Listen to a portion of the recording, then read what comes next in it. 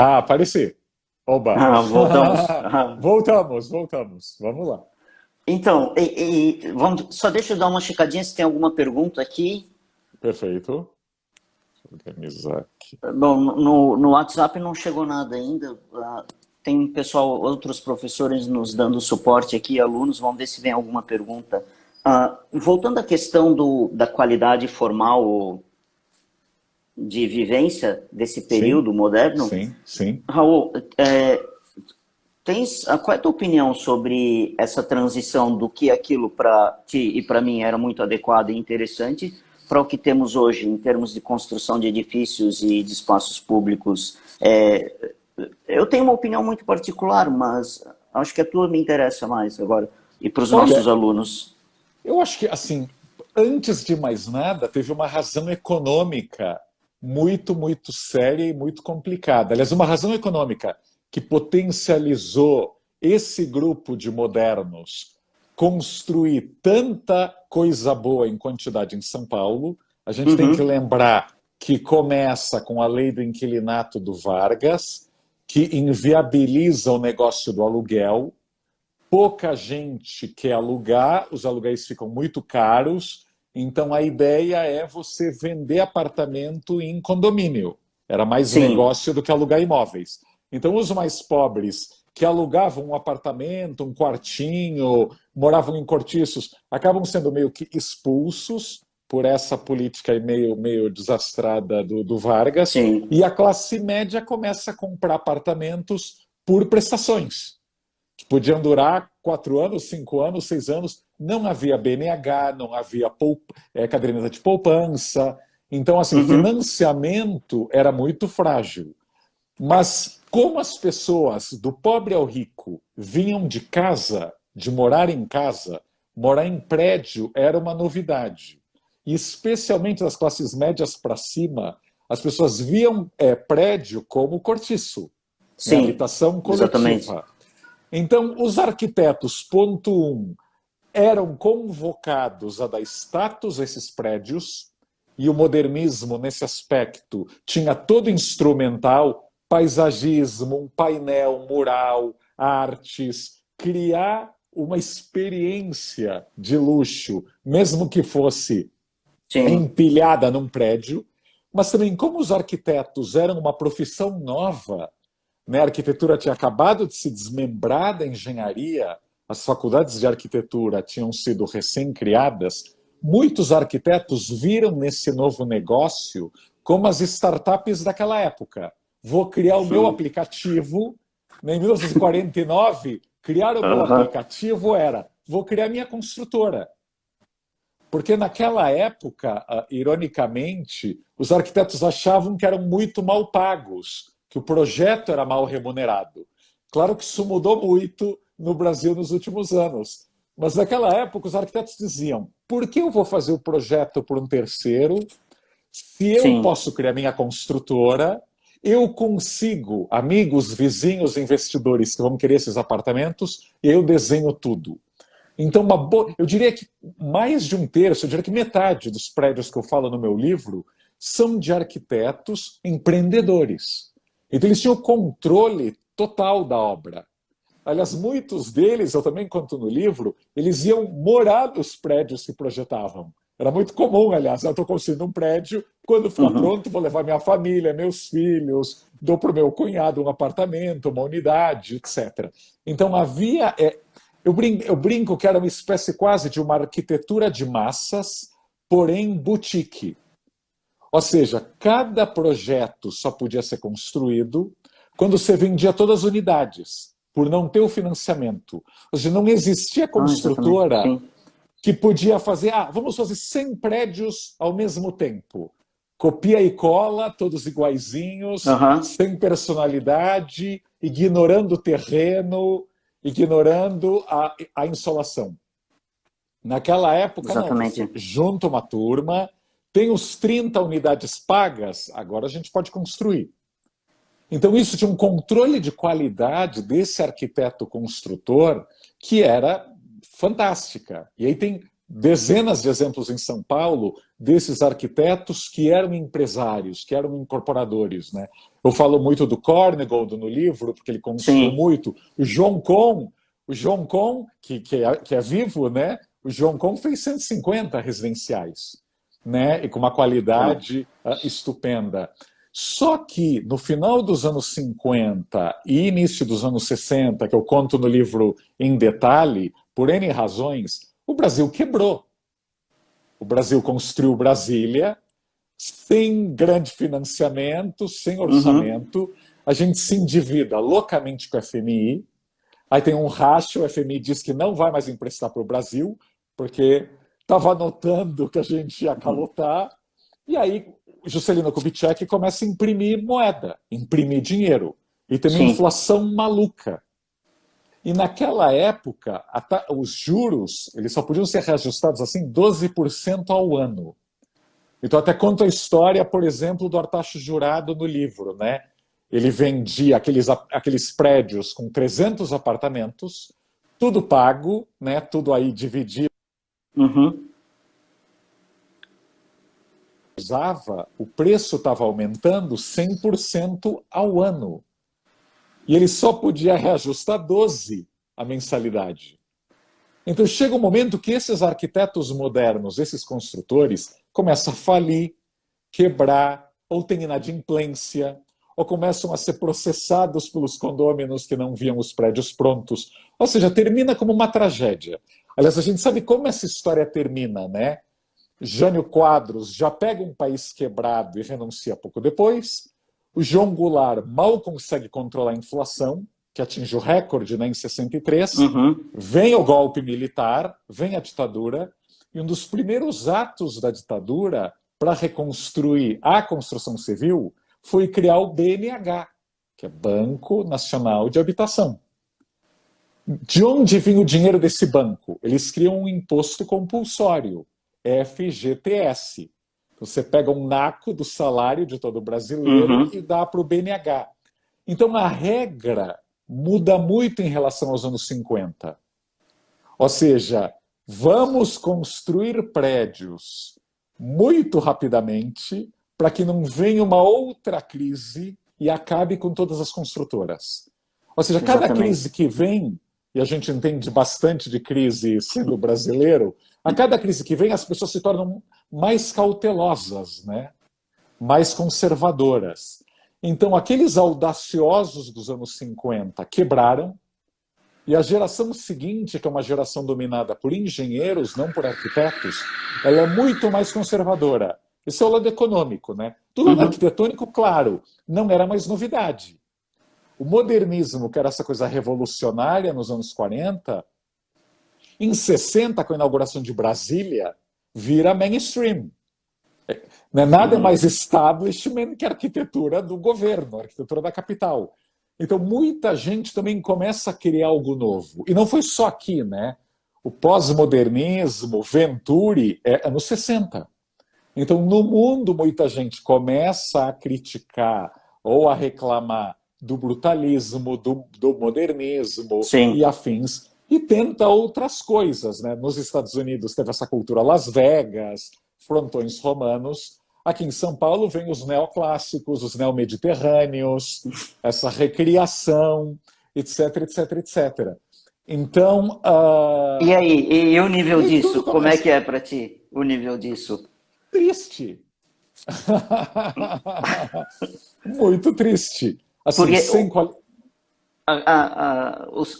tem um campo na arquitetura atual assim que o que interessa mais do que tudo para mim me parece é o discurso ou é a vontade de impressionar, o malabarismo de elementos, de composição, de tudo mais e digamos a imagem acaba se sobrepondo a outras questões que antes não eram deixadas em segundo plano.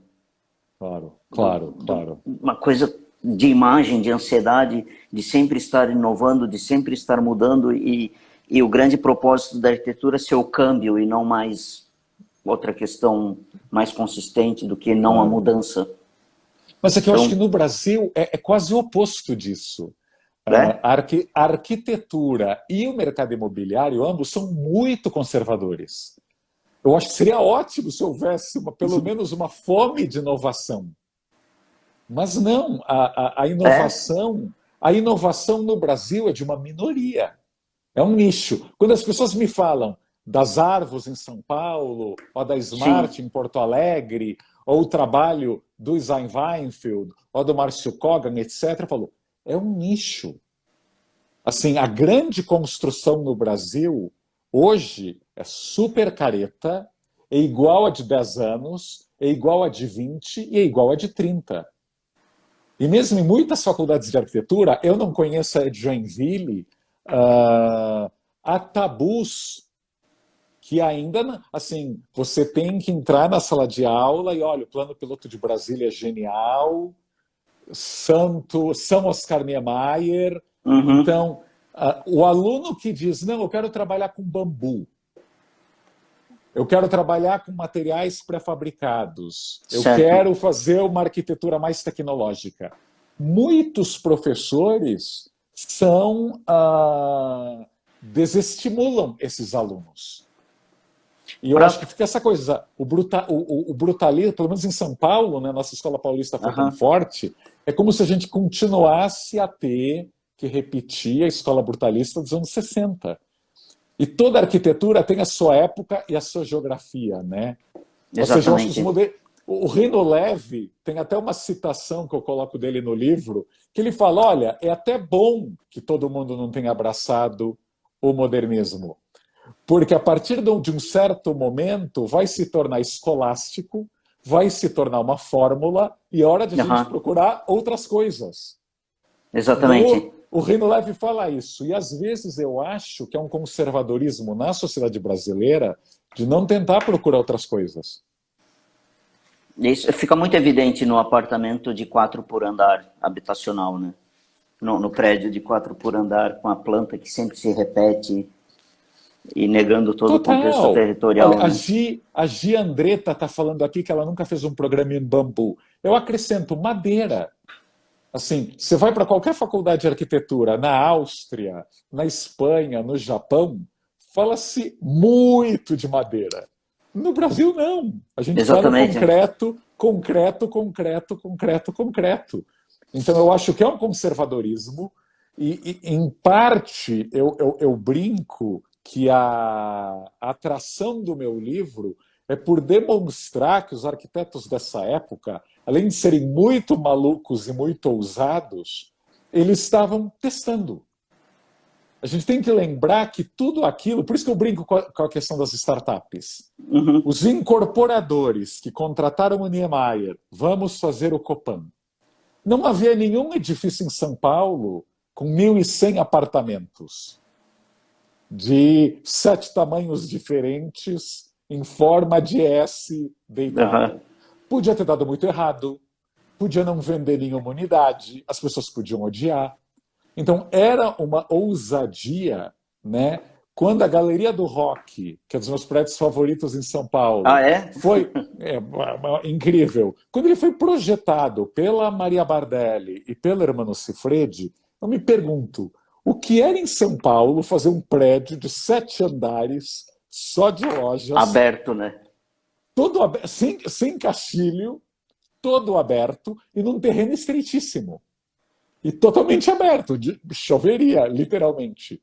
Então, ou mesmo Artacho Jurado, não, vou fazer um prédio cor-de-rosa, azul, roxo, com detalhes amarelos e laranja. Ou seja, é de um grau de ousadia. Era muito mais fácil para ele, vou fazer um prédio bege, com umas cornijas, umas colunas neoclássicas, e tudo bem. Então havia aí uma... Eu não sei se era uma competição, se era a rivalidade de egos, mas que bom quando a rivalidade de egos empurra a sociedade para frente. Leva para frente, né? Exatamente. Do que todo mundo fazer o mesmo produto, né? Raul, tem pontos do livro, vários, O livro é maravilhoso. Ele Muito mereceu obrigado. ser finalista do Prêmio Jabuti. Estamos aqui com ele. Obrigado, obrigado. Tem uma história minha com o teu livro que é o seguinte: quando eu comprei o primeiro, eu estava lendo e Sim. estava quase acabando. Daí eu perdi o livro. E eu Opa, leio sublinhando. Então, olha quando eu só. comprei esse segundo, eu tive que reler inteiro para poder sublinhar tudo de volta. Ai, ai, ai. E pelo fato de ser uma leitura muito interessante, muito leve, é um livro muito oportuno para a nossa escola, para os nossos arquitetos. Que bom. Ah, eu li em 10 dias o livro, quando eu li pela segunda vez, não, porque realmente é um belo material.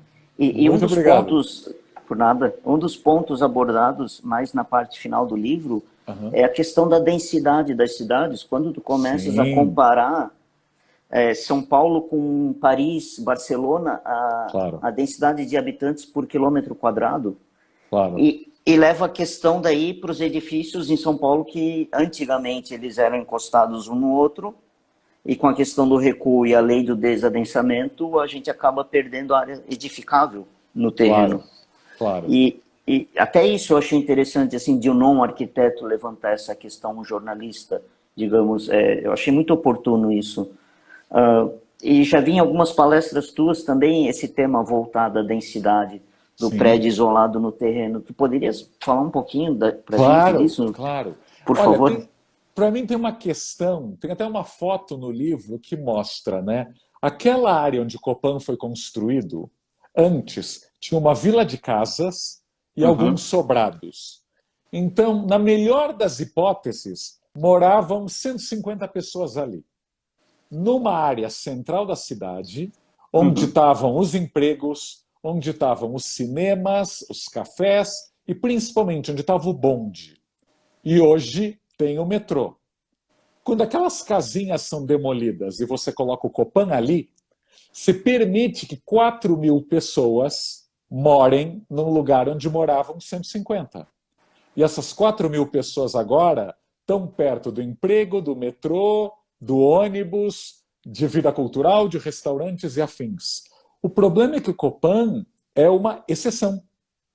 É uma enorme exceção. Nem os conjuntos habitacionais construídos pelo governo, nem os do mercado imobiliário, por uma questão legal, impediriam hoje que o Copan fosse construído novamente. Aí tentando responder o que o Vitor da Costa está perguntando. A legislação virou uma camisa de força porque ela complica ou encarece, dificulta a densidade. Quando você diz, não, neste terreno aqui você tem que construir pouquinho, automaticamente o rateio entre aquelas unidades vai ser sim. caro. Então, aquele metro quadrado fica mais caro. Quem não tivesse dinheiro vai para mais longe, e vai para mais longe, e vai para mais longe. E se termina como uma cidade como São Paulo, onde 2 milhões de habitantes moram no centro expandido, onde estão 70% dos empregos, e tem 10 milhões de paulistanos, onde tem apenas 30% dos empregos. Zona Leste, Zona Norte e Zona Sul. Agora, é uma Uhum. questão legal, que tem muito a ver com o não no meu quintal, o not in my backyard. Eu até gravei um podcast sobre esse assunto, que quem mora no lugar bom da cidade, bom entre aspas, quem mora no lugar nobre, faz de tudo para impedir novas construções. Então é o cara que mora numa torre de 20 andares, mas quer proibir qualquer outra torre de 20 andares surgir do lado. E usa 1.000 subterfúgios. Ah, não, é a natureza, é a árvore, é a vista, vamos tombar as casinhas do meu lado. Uhum. Normalmente é balela. É você querer reter o valor do teu imóvel e não querer dividir esse bolo. Então, as cidades brasileiras, em geral, têm essas áreas nobres para muito poucos, com baixíssima densidade. Aqui em São Paulo, nós temos bairros centrais, com casarões, que ocupam terrenos de 500, 800 metros quadrados, onde mora um casal. E aí, nas margens da cidade, onde as leis não pegam, essas leis que eu estava comentando agora, são as leis que funcionam na cidade formal. Na cidade informal, onde não tem emprego, não tem transporte público, não tem infra, aí você tem uma altíssima densidade. dessas pessoas que vão perder 3 horas por dia no transporte público ruim, no deslocamento casa para o trabalho. Então, esse é um tema que a arquitetura também tem que encarar, porque a gente tem que lembrar que todos os planos diretores, dos sublimes aos mais cretinos, foram escritos por arquitetos. Ou seja, a primeira lei de desadensamento de São Paulo, que é de 57, o Código de Zoneamento do Anhaya Mello, foi criado pelo fundador da FAU. O fundador da FAU, o Anhaya Mello. E que dizia, aí, ipsis literis, escrito, temos que evitar esses prédios com apartamentos muito pequenos, porque não são familiares. Ou seja, era um grau... Ou seja, além do elitismo, era o conservadorismo de, tem muito solteiro nesses prédios de kitnetes, eles estão tendo uma vida sexual livre em 57, então vamos só permitir prédios com apartamentos de 2 e 3 quartos. E essa é uma pesquisa fácil de se fazer, né? Em São Paulo, basicamente todos os prédios dos anos 60 ao final dos anos 90 tem 2 a 3 quartos. 2 a 3 quartos. Você não tem apartamento pequeno, kitnet, infelizmente loja no térreo, comércio. Então as leis que vigoraram em São Paulo durante 40 anos, e algumas delas que ainda vigoram, então tanto o Copan quanto o Conjunto Nacional, hoje seriam proibidos. Eles não seriam construídos. Os dois maiores, mais brilhantes exemplos da arquitetura modernista de São Paulo. Exato. E o Conjunto Nacional é de uma beleza tremenda, né? Uma articulação com a cidade, né? É o meu prédio favorito na cidade, acho que é uma aula de arquitetura. A gente tem que lembrar que o Davi Libeskind tinha apenas 26 anos quando projetou esse prédio. Aliás, outro arquiteto empreendedor que criou a sua própria construtora, e empreendedor no sentido de correr atrás, né? Ele estava desempregado, morava num quarto de pensão na General Jardim, e foi lá bater na porta do José Tijoux, que era um hoteleiro, implorar por trabalho.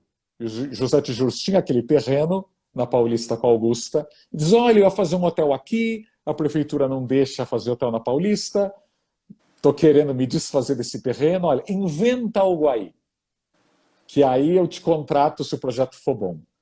E o Libeskind, aos 26 anos de idade, nessa idade você não precisa dormir, né? Ele deve ter trabalhado 7 dias seguidos sem dormir, e apresenta um projeto espetacular, né? De multiuso, de relação com a calçada, onde a entrada e a saída de carros está nas ruas secundárias. Então, na Paulista e na Augusta, a calçada é toda para o pedestre. O mesmo material do piso da calçada é replicado, se estende internamente. Então, ele criou uma praça pública num empreendimento privado.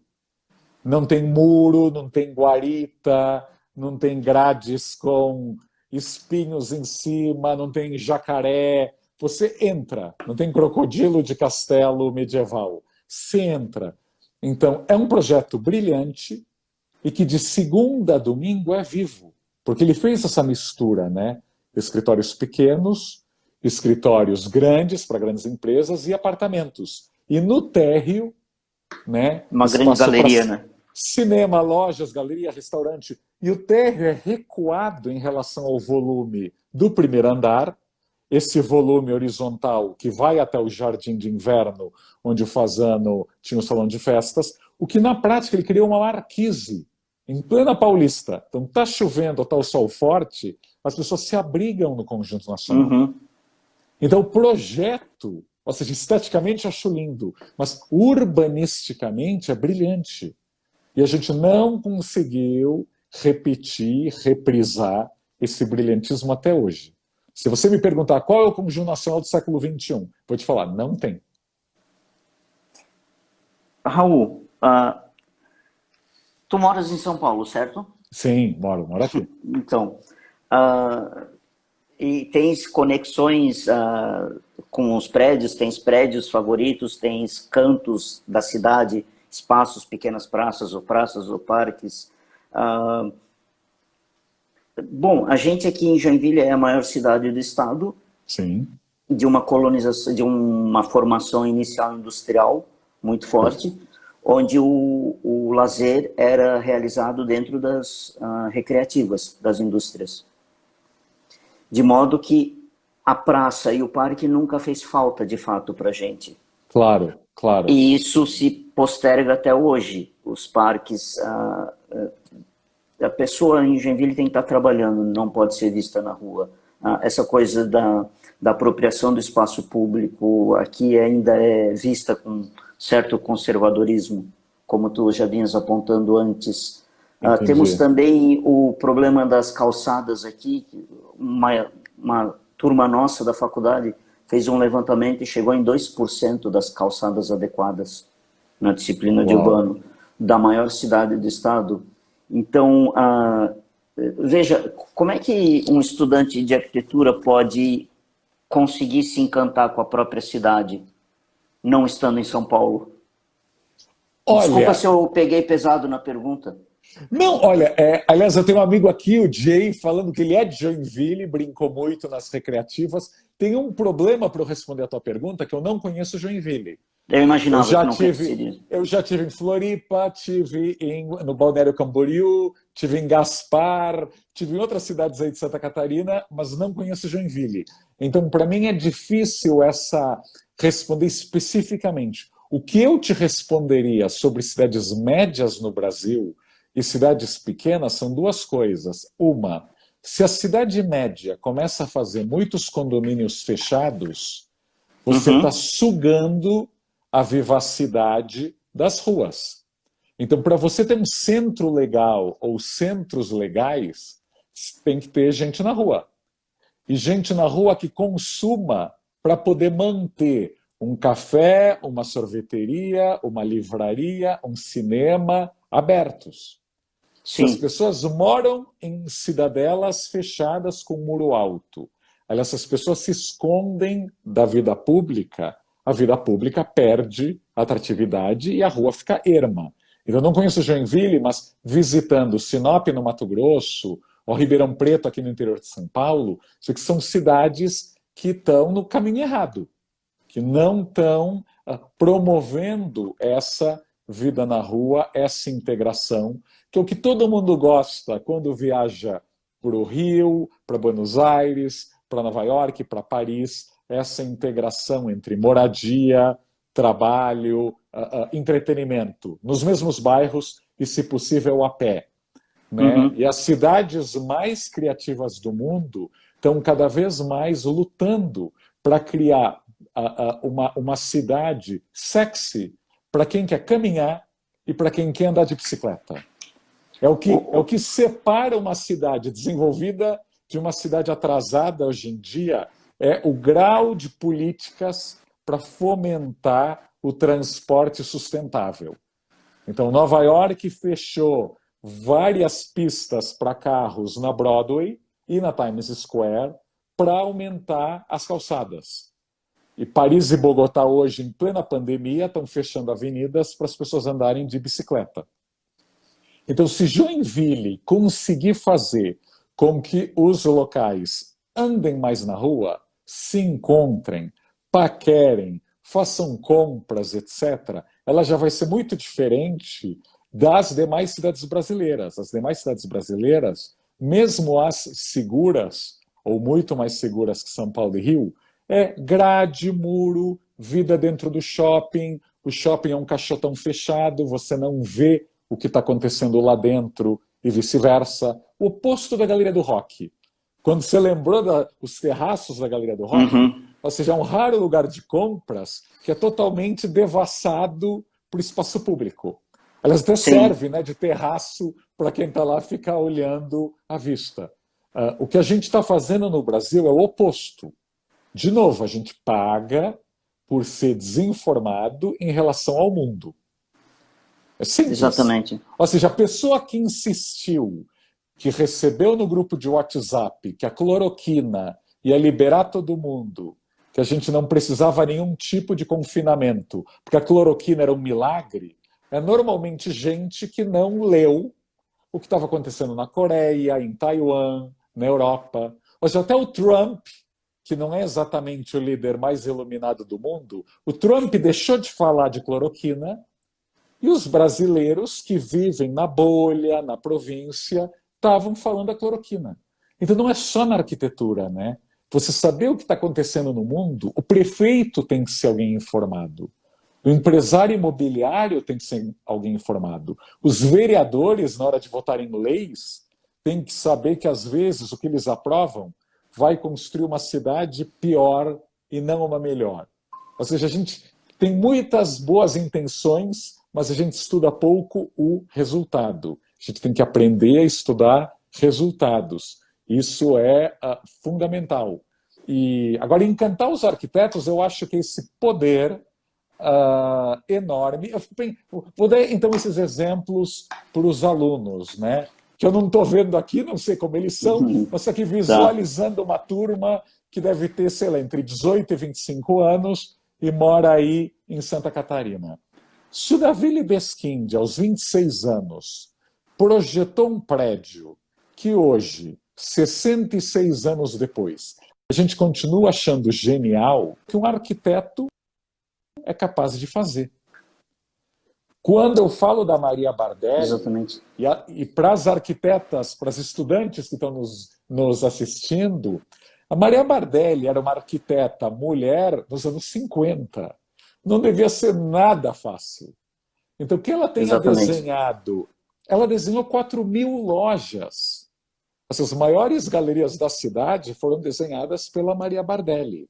E, aliás, ela era incorporadora também, ela era empresária. Então, ali atrás do financiamento, ela foi lá visitar o Conrad Hilton para convencê-lo a dar a bandeira do Hotel Hilton em São Paulo, né, o primeiro hotel internacional do Brasil, que foi o Hilton, e foi Dona Maria Bardelli lá para os Estados Unidos.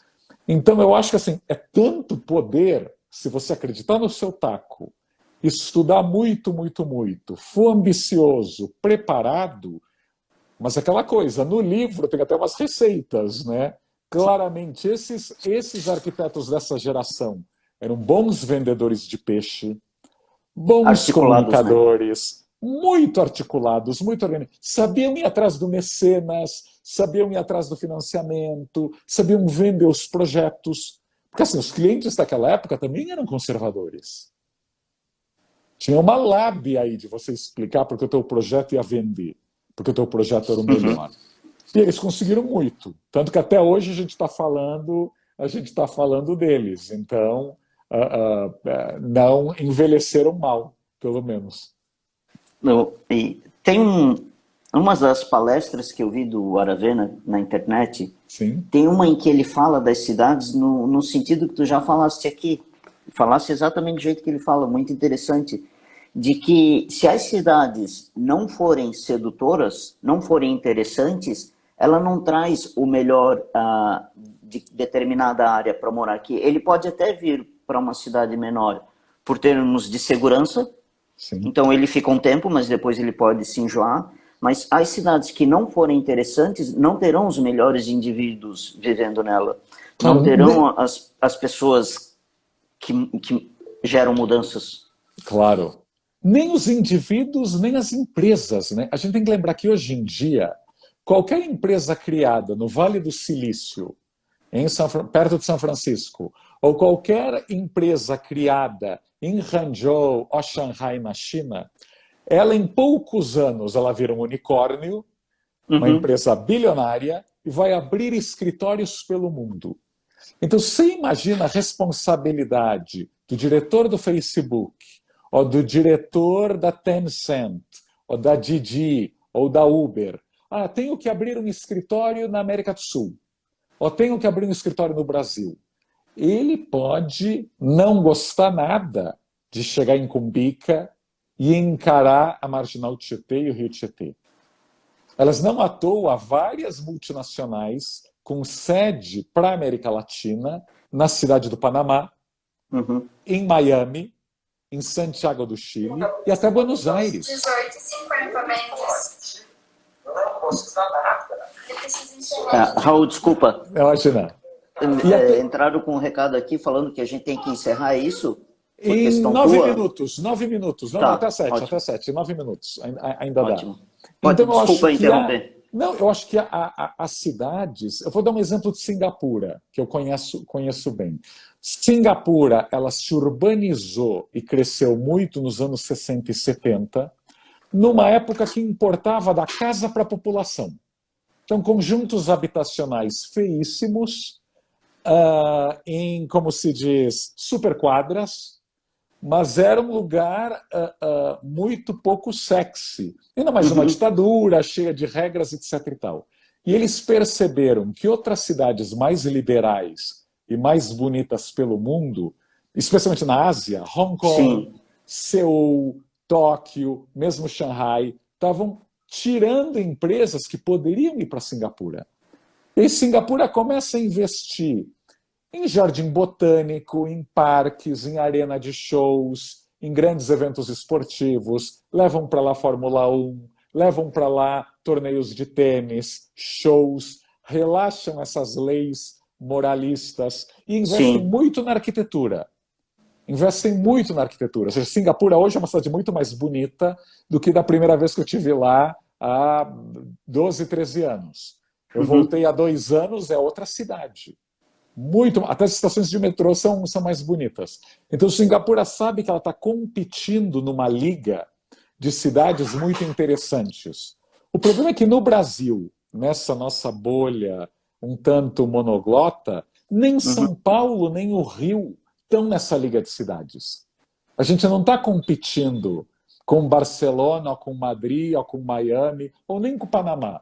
O aeroporto hoje da cidade do Panamá tem mais conexões que o aeroporto de São Paulo. É um escândalo. Sim. Que a gente não tenha conseguido criar um aeroporto, ou em Manaus, ou em Fortaleza, que competisse de igual para igual com o da cidade do Panamá. Então, as cidades, assim, se Joinville quiser ter mais empregos, quiser atrair mais talentos, que a pessoa se forme e diga, quero morar em Joinville, você vai ter que ter vida cultural. Você tem que ter gente interessante. As Praça, cidades, parque. verde, lugar para se exercitar, lugar para correr, né? As cidades são feitas de gente. E gente legal, com bom papo, que vai a bons restaurantes, que consome. Ela pode escolher onde morar. E as cidades brasileiras estão fracassando nisso. E a falta de boa arquitetura é uma das razões. Eu acho que qualquer pessoa que vai para um lugar em onde a arquitetura salta aos olhos, né? Estocolmo, Berlim, Basel, Tóquio, você fala, uau! Aqui isso não acontece, infelizmente. O Guga Fontes está falando que na Saraiva e na Amazon o meu livro está esgotado. Olha, que eu lembre, a Livraria da Travessa vende meu livro, dá para achar pelo site deles, né? As livrarias estão fechadas, mas pelo site. Então, a Livraria da Travessa e a Livraria Martins Fontes, em São Paulo. Agora, é um problema, a editora é pequena e livros de arquitetura saem com tiragens pequenas. Então, é um trabalho de formiguinha para ter uma nova edição, para ter mais exemplares. Raul,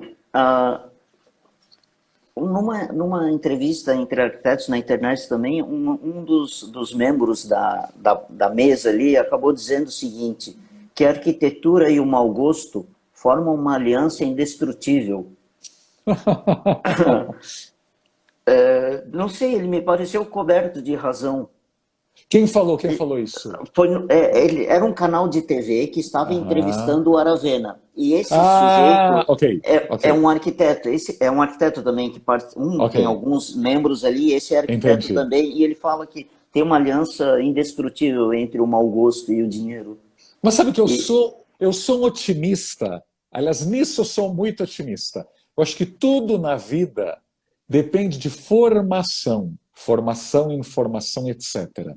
Então, enquanto, por exemplo, ainda tem muita gente que gasta seu dinheirinho comprando quadros do Romero Brito, eu diria que é um número enorme de pessoas que já vê que o Romero Brito é uma fórmula repetitiva, infantil e tudo mais.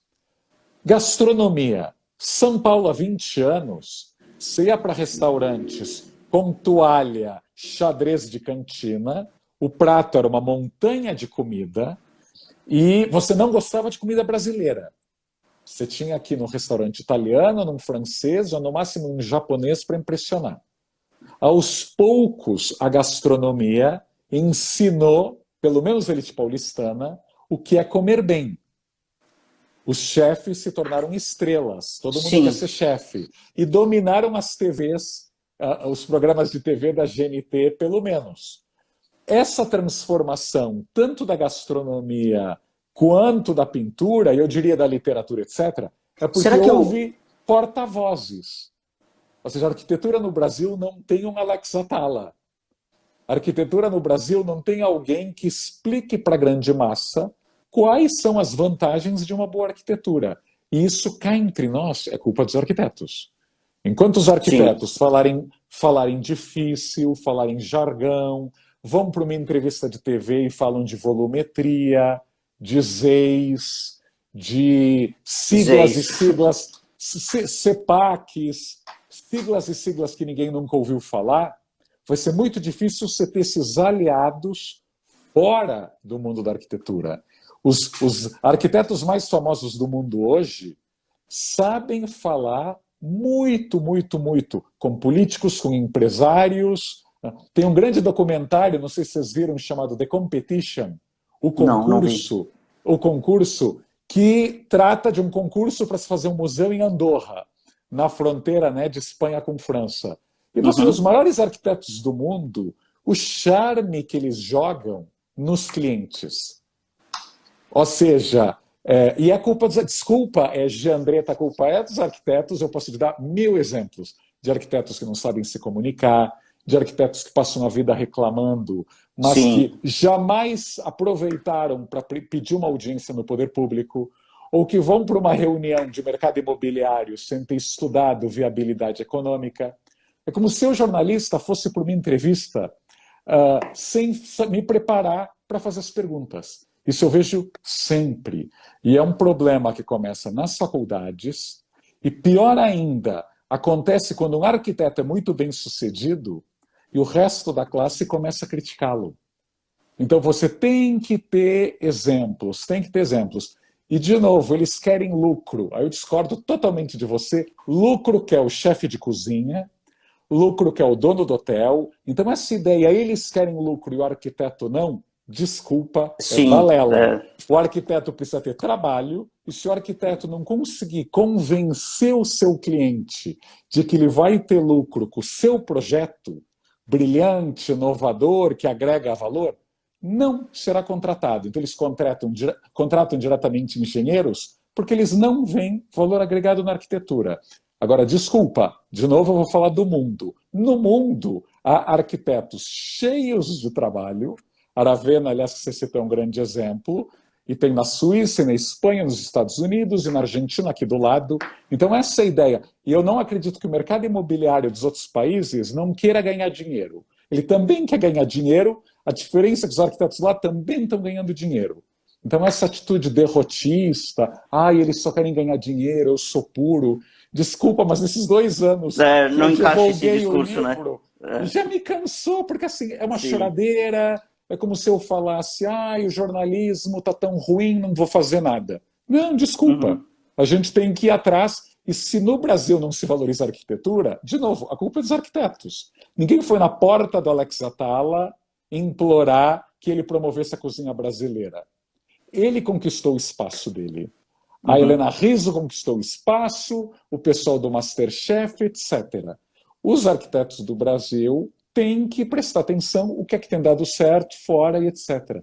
Gente, desculpa, eu vou ter que sair porque eu estou vendo que tem surgindo aqui gente já lembrando que eu tenho uma outra live. Quem quiser continuar o papo, ainda que eu não vou falar do meu livro lá, mas eu vou falar de paisagismo com o grande arquiteto paisagista, o Alex Hanazaki, na página da Veja São Paulo, que é @VejaSP, da Vejinha. E a gente vai falar de paisagismo, que também é uma outra área que merece crescer demais no Brasil. Mas então, último recado, arquitetos, não aceitem menos, sejam mais ambiciosos. Choradeira não leva ninguém a lugar nenhum. Raul, muito obrigado pelo tempo, pela disposição. Foi um prazer. Obrigado por receber nossa escola. E Obrigado a uma vocês. última coisa, tu falasse ali da cultura, Romero Brito e tudo mais, poderia-se dizer que o Paulo Coelho é o Romero Brito sem pincéis? Claro. Não, e há vários assim. E na arquitetura, boa parte da obra de Santiago Calatrava também. Sim. Ou seja, o Então, populismo a existe em todas as romerização? artes. O populismo existe em tudo. Existe na política, é fácil. É como você perguntar para a criança se ela prefere chocolate amargo ou chocolate muito doce. Ela vai querer o mais doce. Se o paladar dela foi Uhum. educado, ela vai notar que o excesso de ketchup em algo apenas está enganando e piorando os ingredientes naturais. Ótimo. Muitíssimo Gente, obrigado e desculpa, eu tenho que ir lá, tá, mas foi ótimo conversar com vocês, que algum dia eu possa ir a tá. Joinville. Ótimo. Muito obrigado, tá? Tenha uma boa noite. Obrigado, hein? Boa Até mais. noite. Tchau, Tchau, tchau. Até tchau. mais.